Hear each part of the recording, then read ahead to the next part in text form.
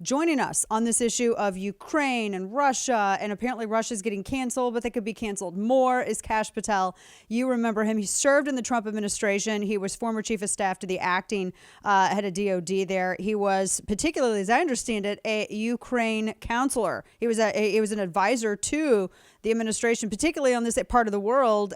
So this is his wheelhouse. And Kash joins us now. We're also going to talk about his foundation to battle big tech and all of this other stuff, going after innocent people later on. Kash, good to see you. Thank you for joining us. I got to get your reaction to this soundbite here from Jen Psaki, because this is a problem that we are helping to perpetuate by not acting as a force multiplier and hitting Russia's energy sector. Well, first of all, it's great to be with you, especially for a show that goes live out of Nevada, which is my home state. So I'm happy to be with you. Oh, we're actually live out of Texas, but we love Nevada. We love Nevada. Well, we air live in Nevada as well. So we got our affiliates in Nevada. Yes, sir. All right, I'll take it. But I do want one of those T-shirts. But on Jen Psaki's, I don't know if she continuously gets worse than Joe Biden, if that's even possible, but I think she does dance that line. She actually said that the Ukrainians and the Europeans are paying more for energy because it's America's fault for not doing something. I don't understand that. Does she not understand how global energy works? The Ukrainians and the world are paying more for energy because they allowed Nord Stream 2 to be built, and they allowed cheap energy and Russia to get rich. And we, America, under Joe Biden, are still buying $500 million worth of energy from Russia to this day. Yeah. It's insane. So I don't know how she can still be the press secretary for the commander in chief, but I guess all you have to do is lie. Yeah, well, that's a great point. Talking with Kash Patel, who's with the Trump administration and DOD. Is it fair to say that this administration, the Biden administration, is helping Putin fund this invasion, this war, because as you just said, we are purchasing 7%, a little over, of our crude from Russia. So any sanction that has been taken against Russia thus far has been offset, and they're making money off of us? Yeah, look, you're totally right. Look, as a former chief of staff at DOD, these were measures we looked at statistically on a daily basis. If we had an enemy, we made it a plan under President Trump to not, pay that enemy.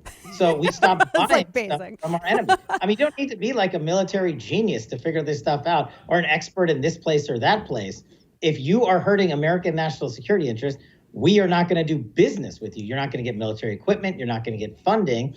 And we're also going to shut down your country's ability to send diplomats to America. Why the Biden administration is not doing that is beyond me. I mean, we have the United Nations, which I'm up and down on to begin with anyway. But the fact that it's in New York City and it's a global microphone for the world, why are Russian diplomats still granted visas, because we have to give them to them, to come to America during a war they started and allow them access to the global stage? It's unbelievably shocking that Joe Biden continues to politicize the national security apparatus, and then he turns around and says, well, it's all working, don't worry. You bring up a really good point, talking with Kash Patel, for those listening around the country, former chief of staff in DOD. You bring up a really good point with this, because I was watching video of all of these diplomats walking out in Sergei Lavrov yesterday at the United Nations. They sit on the Human Rights Council. They are on the Security Council at the United Nations. And considering that, I mean, essentially the UN is a giant U.S. subsidy, you would think that maybe, I don't know, this administration might, shake a little weight around and try to make a difference in their influence there at the UN. And they haven't done that. They act like we're totally beholden to this entity. Yeah, and who do you think funds most of the UN's budgeting anyway? Yeah. It's kind of like NATO, but now this one's here in New York City. Prime that's real estate too. Yeah, when President Trump was like, hey, Germany, hey, Poland, hey, France, hey, Spain, pay 2%, it's for scenarios like this that are geographically 6,000 miles away from us, but 6 minutes away from them, and they are doing nothing. Germany is just too in the pocket of Russia, getting all this free, cheap energy from Nord Stream 2, which Joe Biden allowed to be completed. So what did they send over? They sent over like 500 helmets the other day. Yeah. What is France doing? What is England doing? These people are geographically closer to. That's the purpose of NATO. And they're talking about, oh, well, Ukraine's not a NATO country. Well, it borders 8 of them. So what are you going to do? Let Vladimir Putin creep his way through the Ukraine till he touches a Poland, till he touches another NATO nation? And then what? Have America fund the entire bill again because Europe dropped off since Trump left? And aren't they trying, I think they've applied to, from what I understand, Zelensky applied to be a member of the EU. And I think the EU was kind of which, I mean, if you're going to have a European Union, it should be more, I mean, make it, I mean, police your backyard, right? I mean, handle your area. Look, I mean, from Zelensky's move, it's kind of genius. He can't get into NATO. EU is sort of on the downward trend, and he's basically given EU a lifeline. But EU, if they respond, they said they're going to expeditiously put the Ukraine into the EU. That would be a pretty powerful move, because now they're saying if the Ukraine's in the EU, then Russia has declared war on the EU, which is going to force them to act, because the EU, for those of you that know, is the economic backbone of Europe. They are on the European Central Bank, means they have all the same currency, all the same banks, and all the same immigration and visa laws, which are a big deal for trade.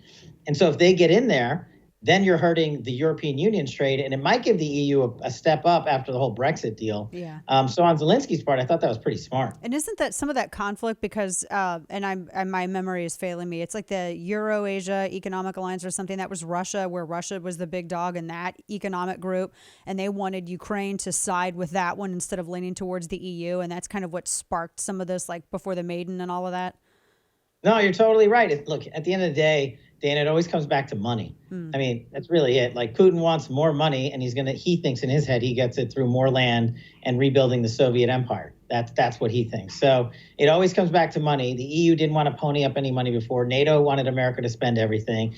And the United Nations wanted America to foot everybody's bill and just allow the whole world to come into America and New York City and hate on America. Yeah. And Donald Trump shut all that down. And you see quickly in 13 months, when you reverse all of those policies, you see what happens. Yeah. War.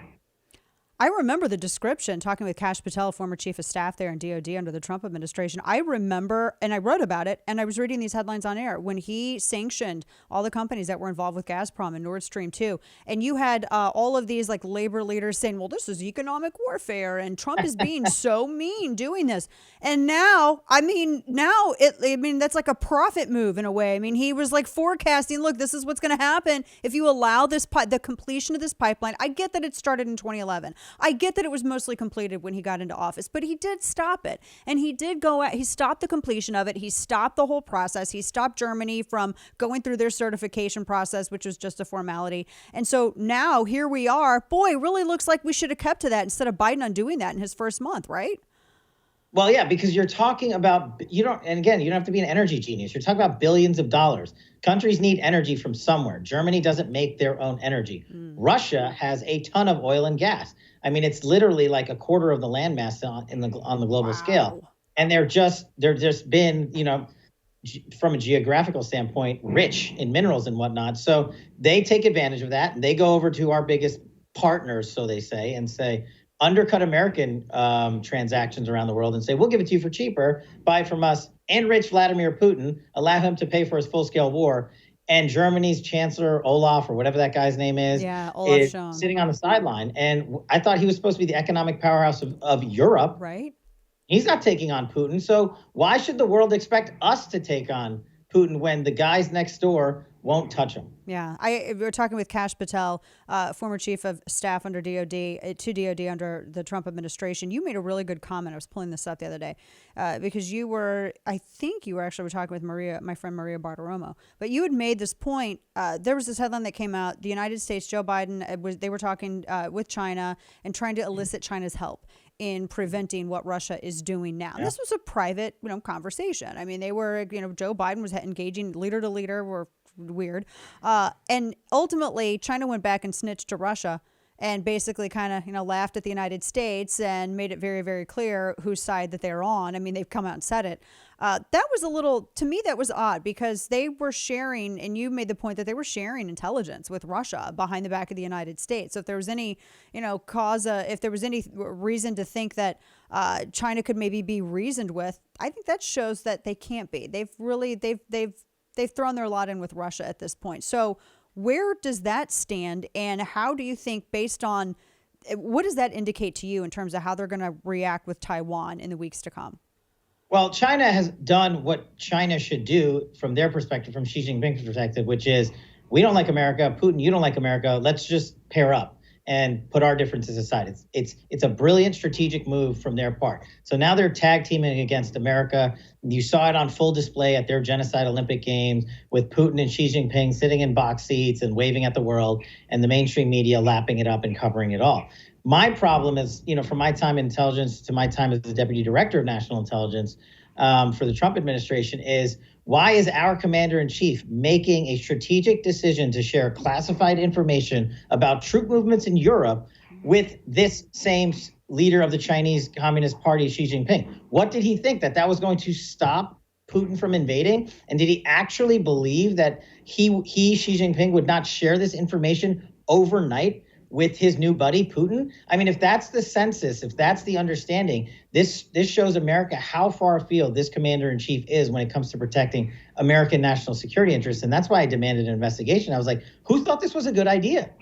In what universe, when our two biggest adversaries are teaming up against us, is it a good idea for our leader to go to one of them and say, here's some sensitive information, don't tell the other guy? If Russia runs out of money to continue to prosecute this conflict, do you think China's going to step in? Yeah, they'll float it, but Russia's not going to run out of money. That's what people also are overlooking. Vladimir Putin is insanely wealthy, and all of his cronies are insanely wealthy. The Russian people, for the most part, are not. But unlike America, Vladimir Putin is able to be president and own half of every single major gas and oil and energy and coal business in Russia. So he doesn't run out of money for his enterprise. He doesn't run out of money for his war. And he can also, like the Chinese did with their currency, fluctuate their currency. So he can make the ruble go up and down, and it doesn't matter to him. We don't do that in America because we follow rules. China doesn't care. They just care about the trade deficit. And Trump shut that down. But which is why, and Joe Biden's not doing anything to prevent currency manipulation. That's a good point. I think China would step in and be like, you want $500 billion? Here you go. Yeah, exactly. And I just read that Russia, just a little bit ago, they're buying shares in all those sanctioned companies, all the companies that the West is that they're de-investing from. So we'll see how that goes. I think at the end of the day, the ruble, what do they say? 1 trillion rubles. He's spending 1 trillion rubles. It's like $4 now. So yeah. we'll see how that goes. Kash Patel, really quickly before we let you go, I want you to tell me about your foundation because I think this is a great idea. Fight with Kash. Fightwithcash.com, fight with Cash with a K. Basically, after leading the charge on the Russiagate investigation and exposing it with Devin Nunes, he and I got mercilessly attacked by the losers in the media. Then we got defamed. So I sued New York Times, Politico, and CNN. But I learned that everyday Americans have been defamed too over the course of years.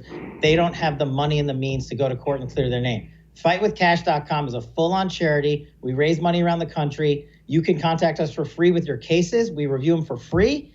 And if you have a defamation case to be brought against big tech or media, we will pay for your attorneys. We'll pay the full ride. So we need your support at fightwithcash.com. Everything you can do to help us. Plus, there's a lot of cool media on there, and we'll put this interview on there, too. Excellent. Fightwithcash.com. That's a great resource, by the way, because you're right. I mean, this now, it's not limited to just people in politics anymore. I'll never forget when CNN rolled up in front of that elderly woman's house just because she ran a Trump Facebook group.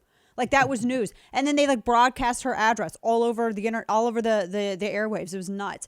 Fight with Kash with a K, Kash Patel. Always good to hear your perspective on this. Thank you for joining me. Good to talk with you. Thanks, Dana. I hope to be back soon.